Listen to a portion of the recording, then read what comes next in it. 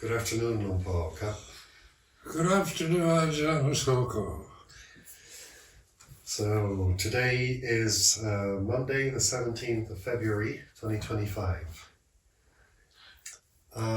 Recently, I was reading to you some of these English translated parts of Luang Por Niam's biography, where he talks about practicing for the sake of practice, not in order to get anything out of it or to become anybody. And I was curious to hear what your reflections might be around that topic, because we do tend to find ourselves often in practice coming from a point of view of ego, thinking I have to practice, put forth effort and really give it my all in order to develop samadhi and maybe jhanas.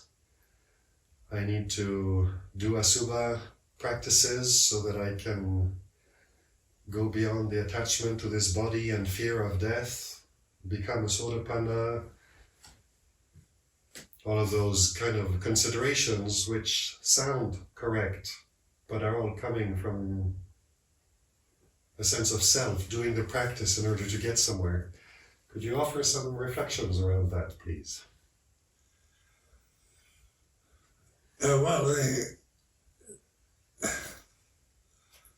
Practicing for the sake of practice is, who is practicing for the sake of practice? Who practices?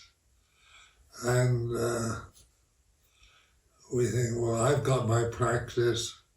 We talk about my practice and who's good practice and bad practice, and I'm too lazy to practice, or I'm getting nowhere in my practice. This is all ego. These are words. So it's, to try to realize Dhamma, or the deathless reality, you can't use death-bound conditions to find it. So as long as you're operating from I've got to practice, I've got to get something I don't have. I used to just listen to myself thinking I want to get something I don't have. My samadhi is not good enough, or I need to be in a place that's more quiet. I need all kinds of things, my practice is so important to me. And I would repeat these to myself and listen to me, I need this, I need that, I've got to get this, got to get rid of that. And then I would deliberately intentionally think these things out. And when I investigated the second noble truth about desire, bhava danha is I've got to get something I want that I'm missing. So I don't have a good samadhi, I don't have the jhanas, I'm too lazy, and all the self-criticisms or arrogant attitudes you might have about yourself, you listen to. And what is listening to me? You begin to see that the words, I need this, I've got to get something, I've got to reach sotapanna, I've got to attain Nibbana, they're all good desires, they're not bad. So, it's not something to condemn, but to learn from is that it's a kind of desire to get something you don't have. And practice for the sake of practice and realizing you have it already, you just don't know it. So when I tell you you're perfect already, you don't have to get anything, then your danger is you take that personally. I am someone who Luang Por Sumedho has affirmed my practice. I'm perfect. That is still not it. So the realization is that perfection is here and now. It's not something you'd lack or anyone lacks, no matter how good or bad they are personally. It's just the ignorance of avijja in which they're so attached to trying to get something they don't have or get rid of the states of mind they don't like. And that's the whole point of the practice, is to listen, to learn from experience. Like at this moment now, you can't help the way you feel when you hear me talking. This is the way it is. That you can believe that Ajahn Sumedho is so wise, and that's proliferating thoughts, isn't it? But it's,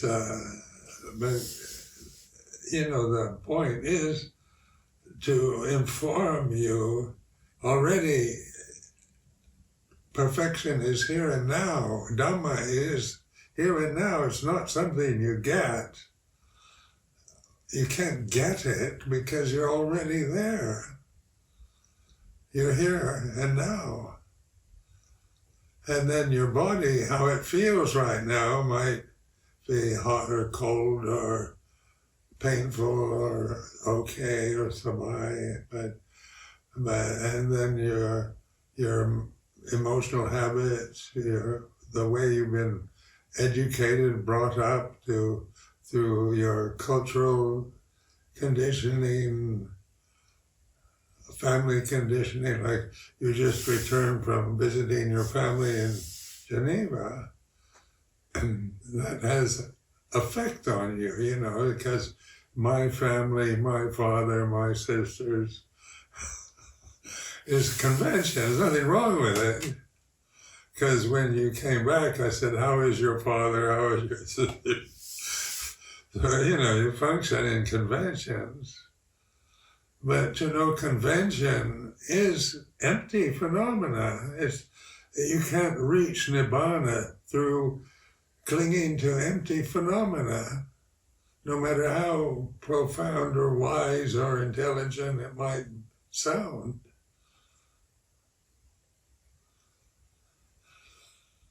So,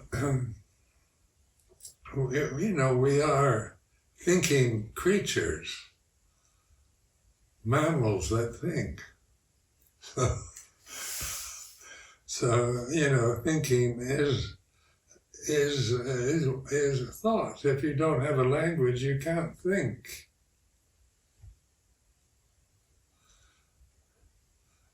So thinking, and then we're educated, so we've been educated to think logically, rationally.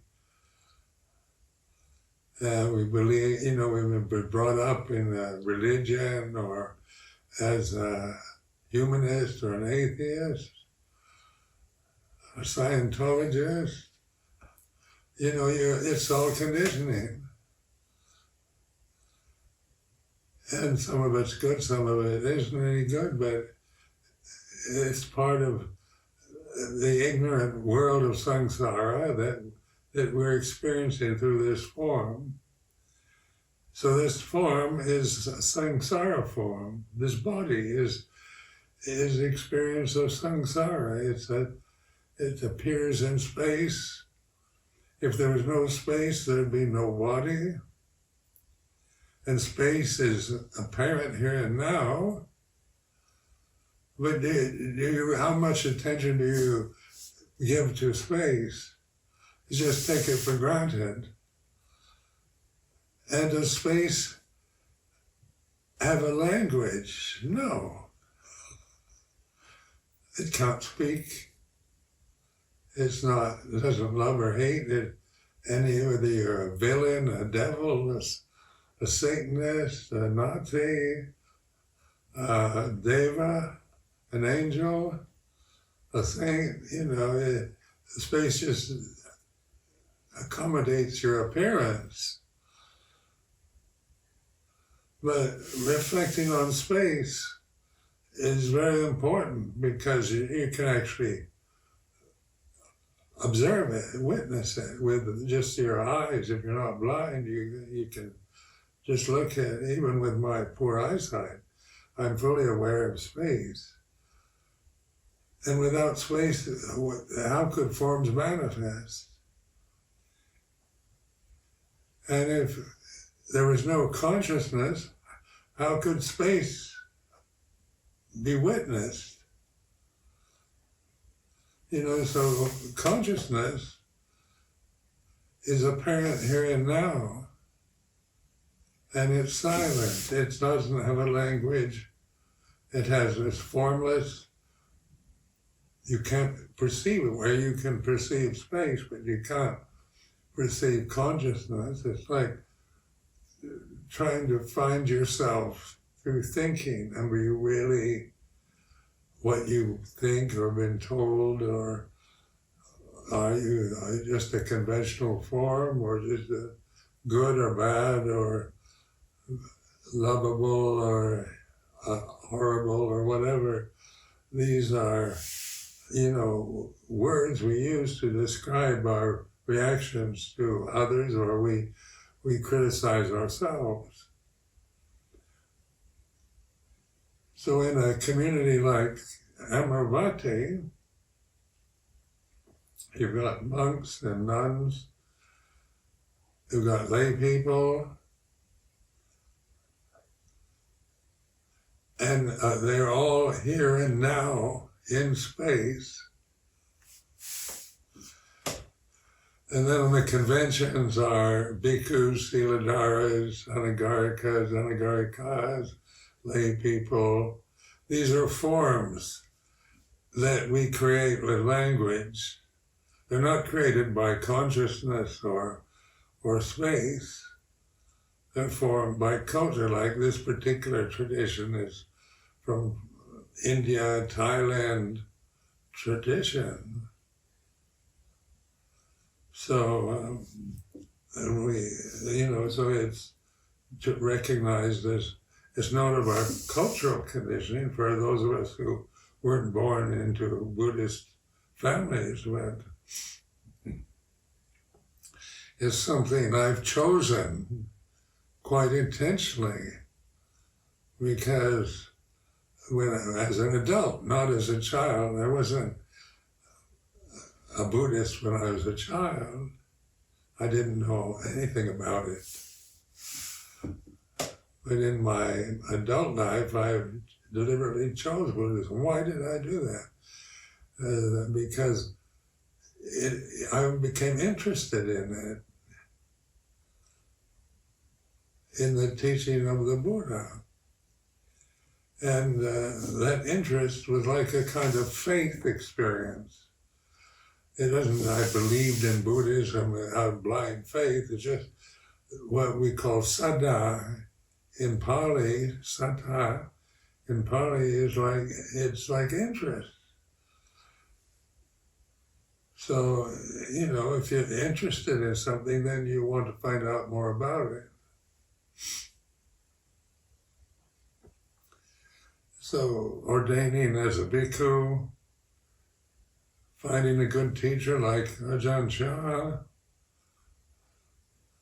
training in a tradition that was totally out of my cultural experience, different language, different everything. But because of my trust and faith in in Buddha's teaching and in Luang Por Cha's way he taught, I could endure through all the frustrations of adapting to a different culture, different climate, different diet, to deny everything kind of restrained in a way that I wasn't accustomed to. Because Luang Por Cha kept pointing out to be the awareness itself with his teaching of Buddho, which is taking the Buddha position of witnessing.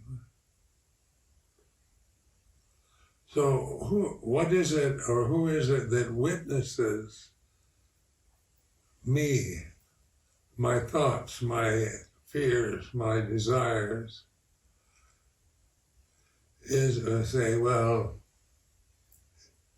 it's me, Bob Jackman, Bhikkhu Sumedho. That's the convention. But Bhikkhu Sumedho can't witness anything.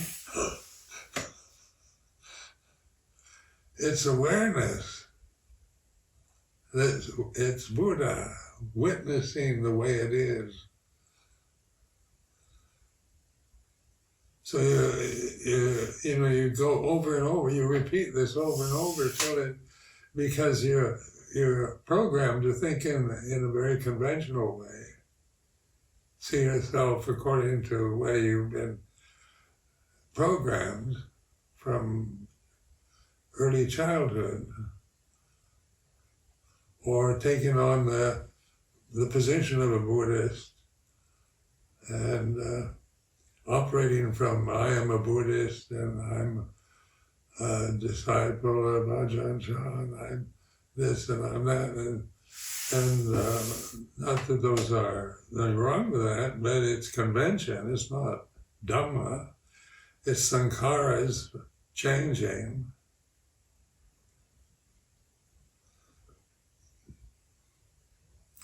So then I came to the conclusion I'm nobody,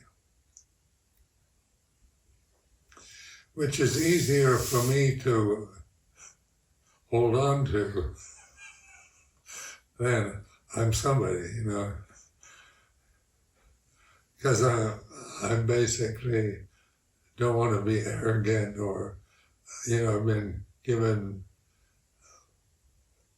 beautiful titles and honors and that, but no matter how high the title is, I don't cling to it. Where I'm nobody is like a relief. Because if I'm a famous monk or a famous teacher or a Jalkun Prom or something, I'm, the conventional way is you become something.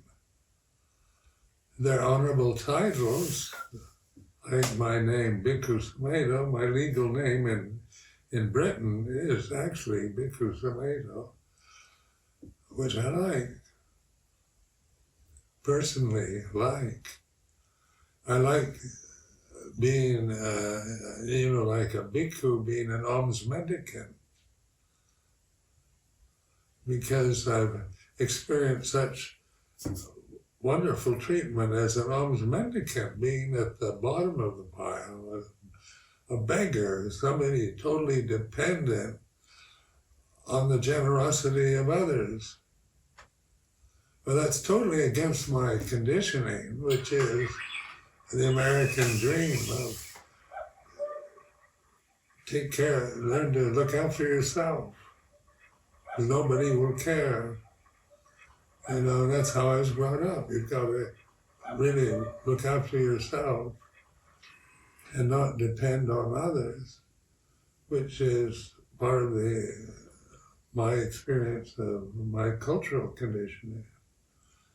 And then being dependent, like when I was training with Luang Por Cha in Wapapong, I'd feel like going Bindabat, and here these villagers would come with rice and fruit and things and to offer, and I felt such gratitude because I think, yeah, I'm a foreigner. Why should they feed me? That's my cultural conditioning. But I did develop a sense of gratitude for how generous the people were, the Thai people really are, because I never expected it. I didn't take it for granted. I think, why should they feed me? I'm an American, I'm a foreigner. That's my cultural conditioning. Where in the terms of, if I was brought up in Thailand, being a Thai monk, you kind of take it for granted that if you ordain as a monk, you're going to, the people are so generous and devoted, they'll feed you. And if they don't, then you think something's wrong. But my feelings were, why should they feed me? I'm a foreigner. And so because they did, took a special interest in me. I never felt threatened or rejected by my years in Thailand. I felt respected because they do respect monks.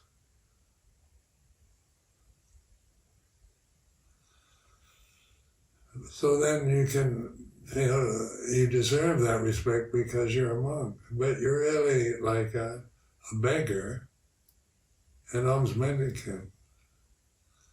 And I prefer that identity, alms mendicant, dependent on the kindness of others, rather than, I'm a monk, you've got to feed me. I'm special. And I'm nobody. So then, just listening to myself thinking I'm nobody, I think that's empty words too. You just let go of everything, and then there's the silence. Silence is like the background of space. If there be no consciousness, there'd be no space, no form. If there was no space, there'd be no forms that couldn't manifest. There could be no witnessing. Space can't witness anything. It just accommodates the appearance of form. But consciousness, awareness, conscious awareness, witnesses. It's the Buddha, the Buddha in the Triple Gem. And it's through being nobody, Buddha, and I think I'm the Buddha, that can be an arrogant position. So I don't like to think I'm the Buddha, but I realize that Buddha is what was meant to be the witness of the way it is, Dhamma. All that arises, ceases, all Dhamma is not a person, not a God, not a deity. So what is the Dhamma? And you try to define Dhamma, you get absolute reality or ultimate reality, in English. And what is ultimate reality? And then I was brought up as a Christian, so it was God is ultimate. But then God is, what is that? I've been told, being brought up as a Christian, that God is my Heavenly Father. I feel always kind of devotion to God. But then when you start examining, what do you mean by God? I've been told what God is. But when people ask me, do you believe in God? I can't. What do I believe what you believe, or do I believe something else? So is there no God, or there's just denying God, or what is meant by the word God ultimately. It's an attempt to describe ultimate reality, perfection. Apparent here now, God is not something remote up high above you, unless you believe that. But when you are the witness, apparent here and now, timeless, you are the silence is Dhamma, is God, is ultimate reality. These are just words, and they spark different feelings in different individuals. But my realization, when I realized language was a sankhara, Pali words are sankharas, Buddha Dhamma Sanghas are sankharas, they're empty phenomena. So they're good sankharas. At least I've found them to be very good, kind of blessings. Sankharas are blessed. But they can't take you to ultimate reality unless you let go of everything. And you don't become nobody, you're just liberated, you're free from everything. And that's Nibbana. As long as you're attached to beliefs, to the body, to your cultural conditioning, religious conditioning, then that limits you. You're bound in a way to that kind of thing. Like this, when you were asking the question in the beginning, that these kind of compulsive feelings of I've got to meditate, I've got to get something, I've got to get the samadhi. I've been through that. As a personality, I'm quite compulsive. So it's not an emotion I've never had, and it works for a while in the beginning when you're learning to meditate. You need to cling to practices and so forth. But when you start investigating reality, then you realize that clinging to rigid views of practice, of right and wrong, of good and bad, true and false, that I tend to be judgmental when I'm attached to my conditioning of what's right, what's moral, what's immoral, what's wrong. But if I'm not attached, then I'm free.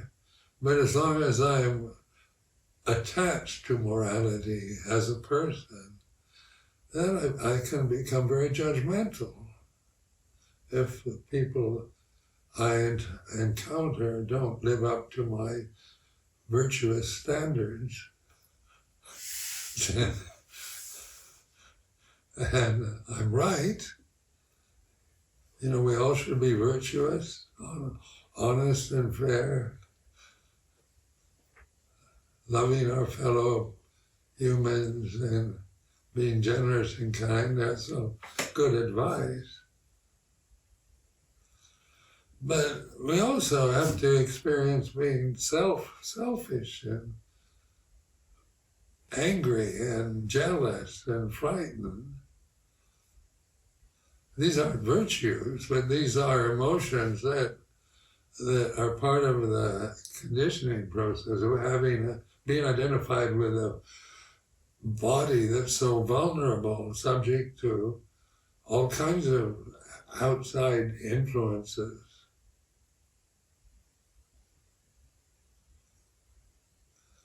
Because in community life, people you're still reacting to each other personally in so many ways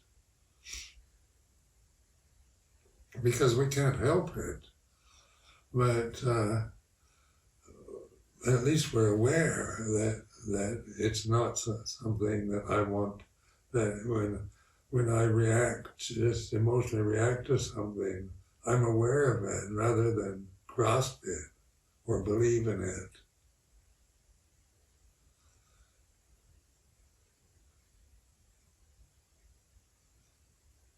So Nibbana is like liberation from it's liberating from the limitation of samsara, which is conditioned phenomena, whether it's the best conditioned phenomena or the worst. And when you realize that, there's nothing more to do. Like being aware of compulsive tendencies to practice. I still like to practice, but I don't feel I have to, because the strong sense of being here and now is my refuge, my Dhamma refuge, ultimate reality. Just like I still like to eat food.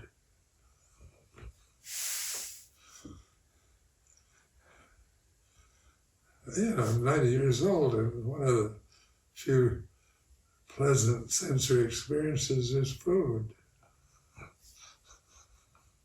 So it's not that I cling to it, but eating delicious food is enjoyable. It's like this. So I have to live, spend the rest of my karmic existence in this body till it passes away. But it's no longer grasped by me as what I am or believe in. Or if I have moments of feeling like I'm got to get something I don't have or get rid of something I don't like, I'm aware that I spent so many years looking at that, questioning that. It's like kill your kilesas, your, what do you call them, kilesas or? Defilements? Huh? Defilements? Defilements.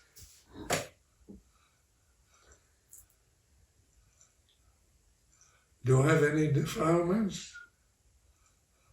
At 90 years old, and that I have to get rid of. I still feel embarrassed. And whole body is not the most glamorous, lovable thing in the world. So I have to have attendants to change the bed and prepare the food and so it's embarrassing to be so helpless. And your waterworks doesn't operate normally, and have to wear special underwear.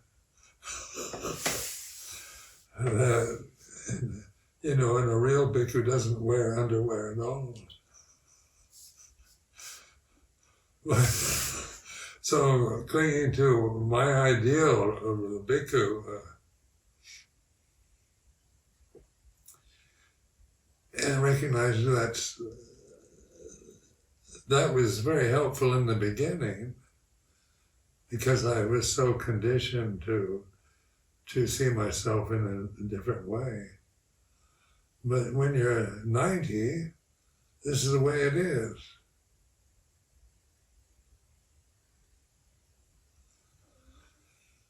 So embarrassment is like this. And, so you use your karmic conditioning with wisdom rather than ignorance, like trying to get rid of embarrassment or get rid of enjoyment of good food, or trying to purify myself endlessly is still sakyaditi, the ego.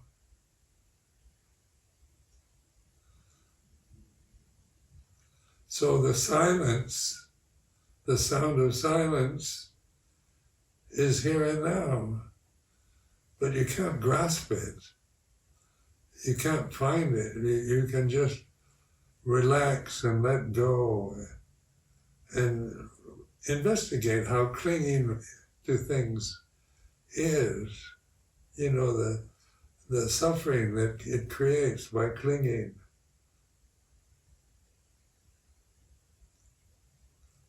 And I'm so aware of that. I've become so investigated in my clinging habits, not to get rid of them, but to just understand them. They're part of the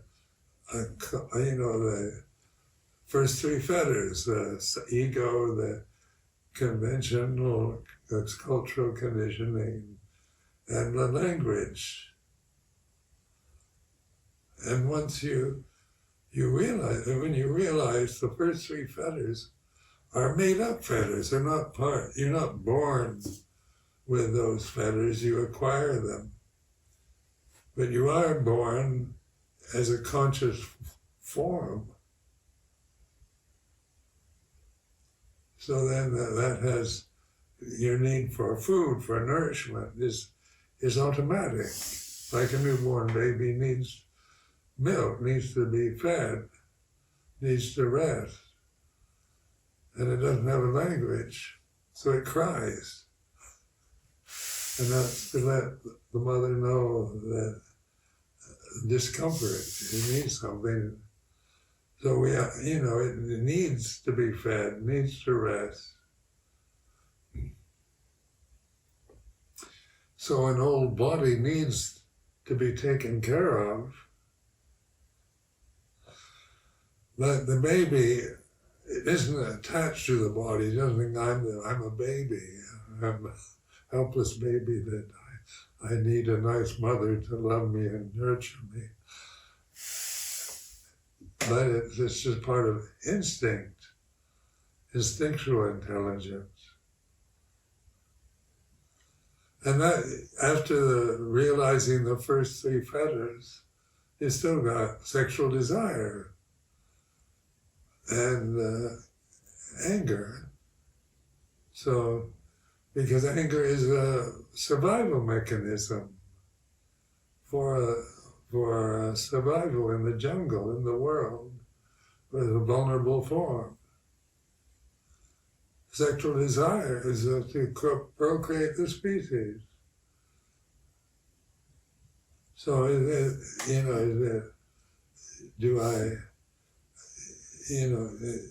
something is it clean or dirty? Is sex just wonderful, created by God to enjoy, or is it dirty? It depends on your conditioning. It's neither clean or dirty, it's part of the experience of mammalian creatures. Procreation and survival. But stream entry is when you realize the created, man-made, human-made creations of ego, of cultural conditioning, social conditioning, conventional conditioning that we acquire, and then language, which creates doubt. Because with language you divide everything into right and wrong, good and bad. if you don't have a language, you can't judge.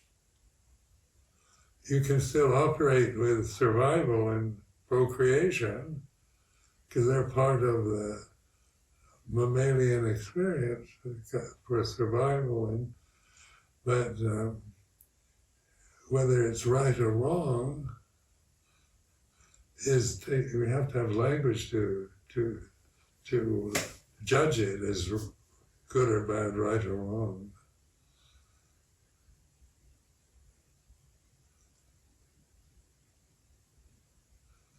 So the silence, when I speak of it as sound of silence, it's not really a sound. What I'm aware of is silence, which I experience as a kind of hum.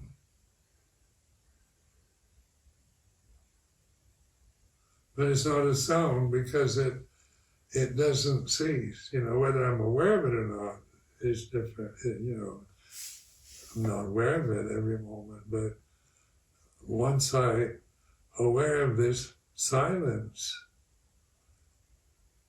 then that's my true home, my real home, where I abide in the silence. And it is when you really love the silence, it's an experience of bliss. Because it's freedom, it's not all the worldly problems, fears and desires disappear in it. Like the news, listen to the news now, what's happening in the United States or in Africa or in the Middle East. And it's very, it seems very confused and very stressful and unpleasant. But if I abide in the silence, then after listening to the news, I can abide in the silence rather than get caught up in judgments and side-taking and in fears about the future. What's going to happen to the United States?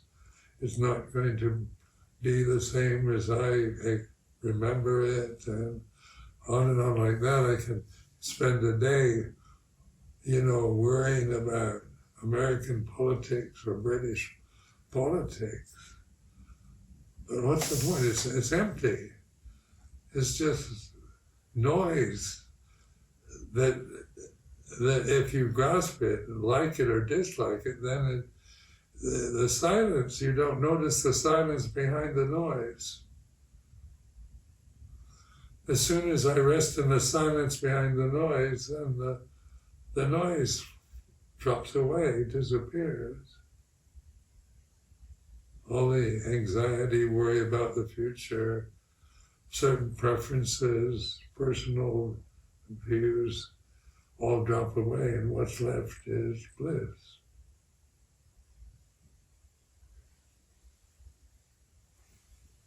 Thank you very much, Luang Por.